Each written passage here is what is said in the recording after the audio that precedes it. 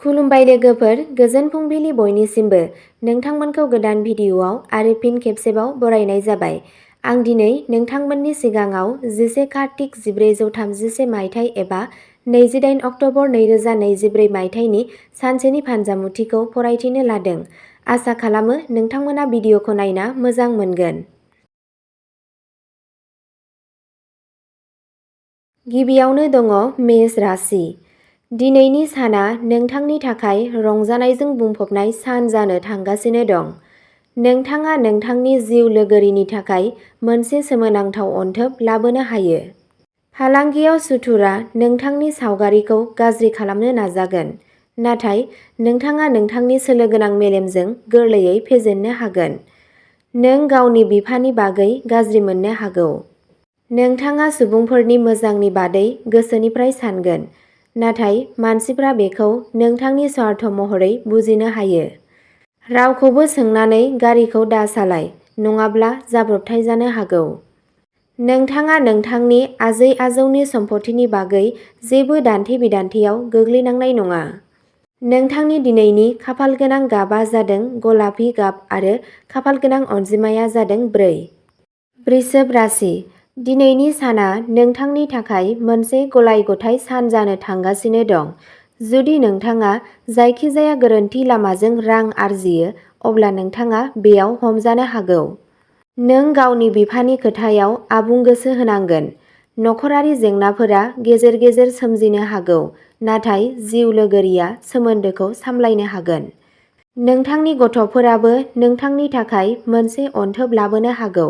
नोंथाङा लेनदेनजों सोमोन्दो थानाय आयदाफोरखौ जोथोन लानांगोन आरो बेफोरखौ सुस्रांनांगोन। नोंथांनि दिनैनि खाफालगोनां गाबआ जादों पार्पल गाब आरो खाफालगोनां अनजिमाया जादों 8। मिथुन राशि। दिनैनि साना नोंथांनि थाखाय जेंनाफोरनिफ्राय उदां जानायनि सान जागोन। नोंथाङा खामानिखौ बेवहाय आरो बैयाव गारगोन, जाय नोंथांनि फालांगियाव मोजां मुलाम्फा होगोन। बिदा-फंबाय आरो बिब'-बिनानावफोरा नोंखौ जोबोद मोजां मोनगोन। गारिफोरनि बाहायनायाव नोंथाङा सांग्रां जानांगोन। गोबाव समनि उनाव नोंथाङा नोंथांनि सासे लोगोखौ लोगो हमनो खाबु मोनगोन। नोंनि बिफाया नोंनि सायाव गाज्रि मोननो हागौ। नोंथांनि दिनैनि खाफालगोनां गाबआ जादों गलापि गाब आरो खाफालगोनां अनजिमाया जादों 6। कर्क राशि। दिनैनि साना नोंथांनि थाखाय हास्थायनाय जाफुंसार जानो हानाय सान जागोन। नोंथाङा नोंथांनि खस्थ'नि आबुं फिथाइ मोनगोन। नोंथांनि लोगोफोराबो नोंथांनि दावगानायखौ नुना गोमोगोन। जाय नोंथांनि गासैबो खामानिया आबुं जानायजों नोंथांखौ खुसि खालामगोन। नोंथाङा समाजारि हाबाफारिफोरावबो गोसो गुदुंयै बाहागो लागोन। नोंथांनि सासे लोगोआ नोंथांनो माबा मोनसे गोनांथि गैयै बाथ्रा खोन्थानो हागौ, जायनि जाहोनाव नोंथाङा दुखु मोनगोन। नोंथांनि दिनैनि खाफालगोनां गाबआ जादों ब्राउन गाब आरो खाफालगोनां अनजिमाया जादों 2। सिंह राशि। दिनैनि साना नोंथांनि थाखाय सुबिदाफोरखौ बांहोनायनि सान जागोन। नोंथांनि मानआ सनमानजों बांगोन आरो जुदि नोंथाङा सोरखौबा समायखिरा लायो, अब्ला नोंथाङा थारैनो बेखौ आबुं खालामनायाव माखासे जेंनाजों मोगा-मोगि जानांगोन। नोंथाङा माखासे गोनो-गोथो जागोन आरो नोंथांनि माखासे गोजाम ट्रेन्जेकसनफोरखौ थि खालामनाय जागोन। सोरगिदिं गिदिंनाय समाव नोंथाङा माखासे गोनांथार खौरां मोनगोन। जाय सुबुंफोरा अनलाइन खामानि मावो बिसोर एसे सांग्रां जानांगोन, नङाब्ला बिसोरजों थगायनाय जानो हागौ। नोंथांनि दिनैनि खाफालगोनां गाबआ जादों गोथां गाब आरो खाफालगोनां अनजिमाया जादों 5। कन्या राशि। कन्या राशिनि सुबुंफोरनि थाखाय दिनैनि साना गलाय-गथाय सान जानो थांगासिनो दं।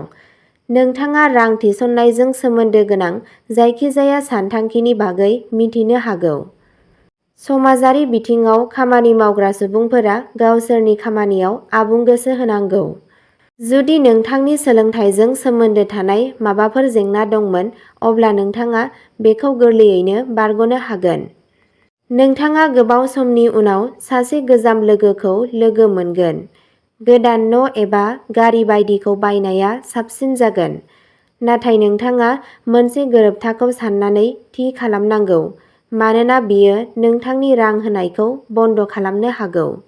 दिनैनि नोंथांनि खाफाल गोनां गाबा जादों गोमो गाब आरो खाफाल गोनां अनजिमाया जादों 1।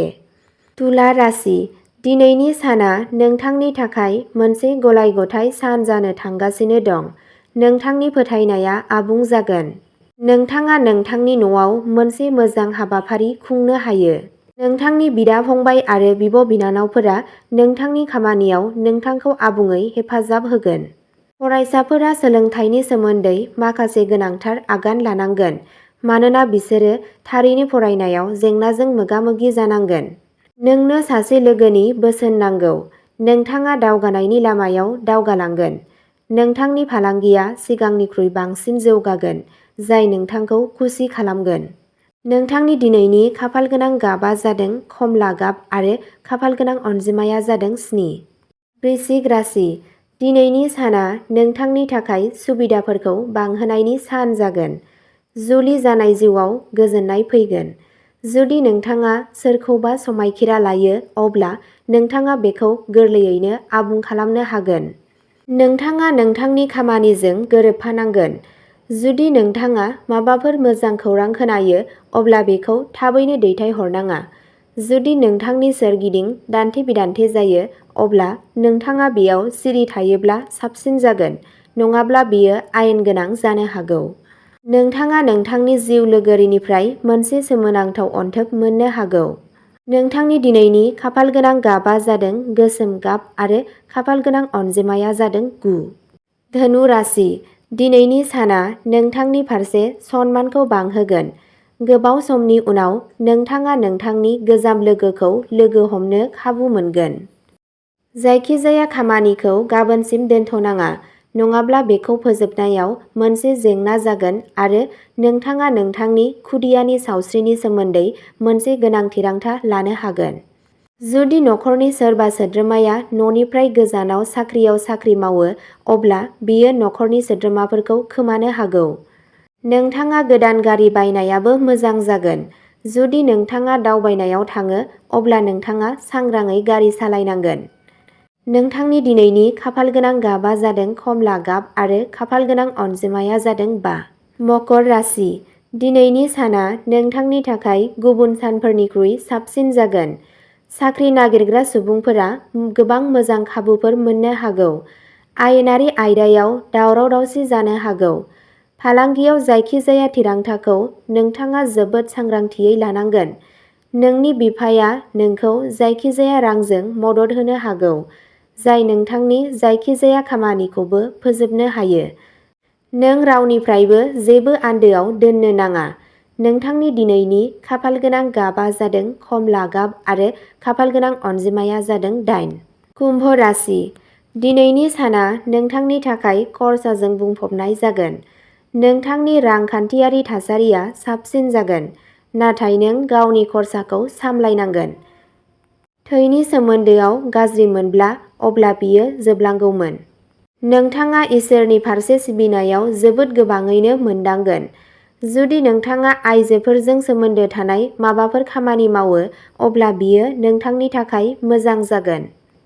नोंथाङा नोंथांनि जिउ लोगोरिनिफ्राय जेबो आन्दोआव लाखिनो गोनांथि गैया, नङाब्ला बियो बिसोरनि सिगाङाव नुजाथिनो हागौ, जाय नांलायनायनि जाहोन जानो हागौ।